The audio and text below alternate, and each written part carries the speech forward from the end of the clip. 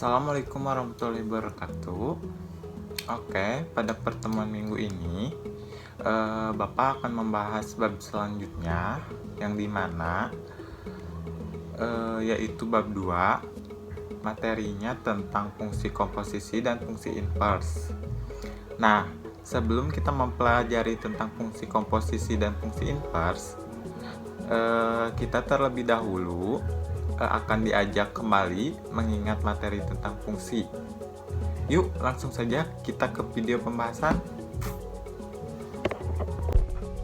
Baik, kita langsung saja. Yang pertama ada pengertian fungsi dan notasi fungsi. Fungsi dari himpunan A ke himpunan B adalah suatu relasi yang menentukan setiap anggota himpunan A dengan tepat satu ke anggota himpunan B. Fungsi dapat disajikan dalam bentuk diagram panah, himpunan pasangan berurutan, atau diagram Cartesius. Nah, ini yang disebut fungsi.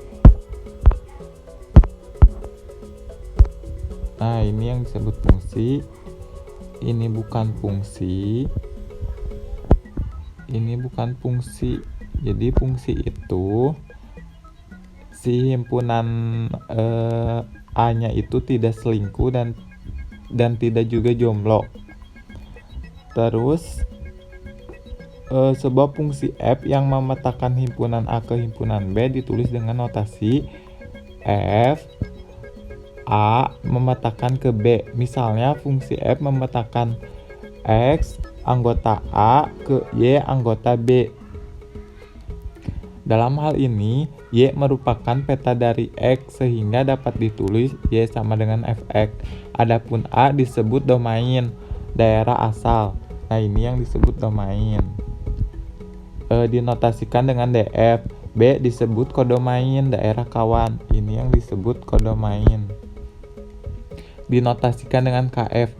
Dan Y anggota B di mana XY anggota R, X di mana anggota A disebut rank, daerah hasil dinotasikan dengan RF. Nah, ini daerah hasil. Daerah hasil itu yaitu yang ditunjukkan oleh panah. Dari A. Berarti kita bisa lihat ya, daerah hasil ini yaitu 1 dan 3. 1, 2, 3 itu yang dimana adalah kodomain. Nah, yang ini A, B, C ini domain. Lanjut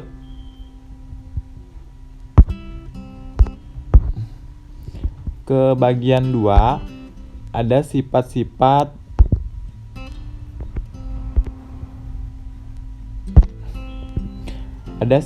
fungsi.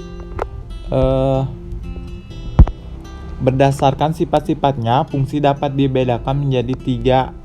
Yang pertama itu ada fungsi injektif, kedua fungsi surjektif, dan yang ketiga fungsi bijektif.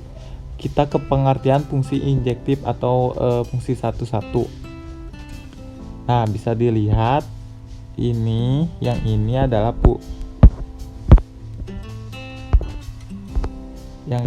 fungsi injektif. Yang fungsi G ini bukan injektif.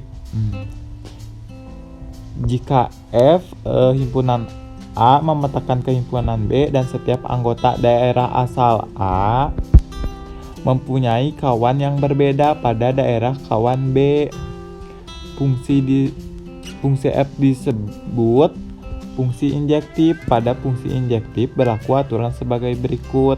Jika XA sama dengan XB, maka Fxa sama dengan Fxb. Jika Fxa tidak sama dengan Fxb, maka Xa tidak sama dengan Xb. Hal tersebut mengakibatkan banyak anggota daerah asal yang sama dengan banyak anggota daerah hasil. Nah, jadi si fungsi injektif ini, si anggota A-nya itu harus mempunyai kawan yang berbeda di anggota B ini. Lanjut kita ke fungsi surjektif atau onto. Nah, bisa dilihat ini fungsi surjektif, ini bukan fungsi surjektif. Jika fungsi f himpunan A memetakan himpunan B dan anggota daerah hasil sama dengan anggota daerah kawan. B. Fungsi f disebut fungsi surjektif. Dengan kata lain, setiap anggota daerah kawan pasti merupakan peta dari sekurang-kurangnya satu anggota daerah asal. Ini. Lanjut ke yang terakhir, ada fungsi bijektif atau korespondensi satu-satu. Jika fungsi f himpunan A memetakan himpunan B merupakan fungsi injektif dan surjektif. Nah, jadi fungsi bijektif ini adalah merupakan fungsi injektif, gabungan dari fungsi injektif dan surjektif. Fungsi f disebut fungsi bijektif. Dalam hal ini, setiap anggota daerah asal A dikawankan tepat satu ke anggota daerah kawan B, dan setiap anggota daerah kawan B merupakan kawan dari satu dan hanya satu anggota dari daerah asal A. Jadi gini. Nah, ini yang disebut fungsi bijektif. Ini bukan.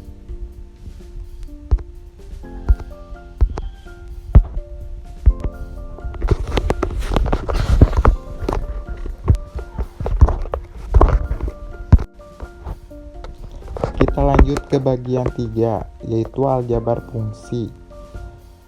Operasi aljabar pada fungsi yang akan dijelaskan di sini yaitu ada 4. Yang pertama penjumlahan, kedua pengurangan, ketiga perkalian, dan yang terakhir pembagian.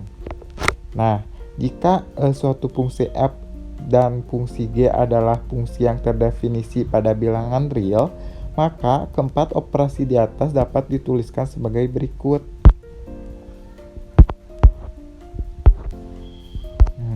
Bisa dilihat ya, ini keempat ini. Nah, kita langsung saja ke contoh soal aljabar fungsi.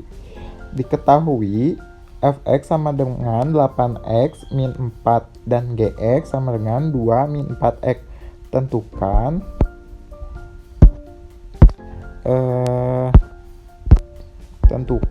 A f plus g dalam kurung x, f kurangi g dalam kurung x, c f kali g dalam kurung x, yang terakhir f dibagi g dalam kurung x.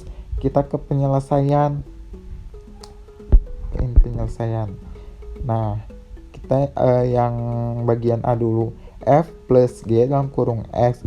Kita kali silangkan menjadi Fx plus Gx. Nah, kan tadi sudah diketahui ya Fx-nya itu ini 8x min 4 dan Gx-nya itu 2 min 4x.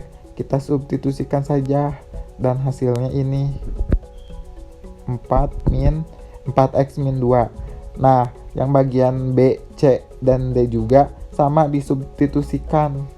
Nah, jadi hasilnya bisa dilihat ya.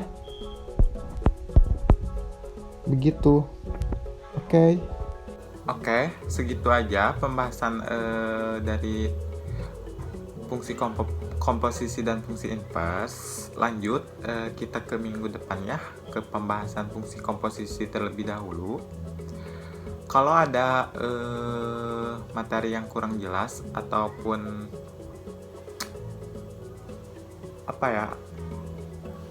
kurang paham gitu, kalian bisa menghubungi saya atau via grup WhatsApp. Kita diskusikan dan tanya jawab. Mungkin cukup sekian. Kita lanjut di pertemuan minggu depan. Assalamualaikum warahmatullahi wabarakatuh.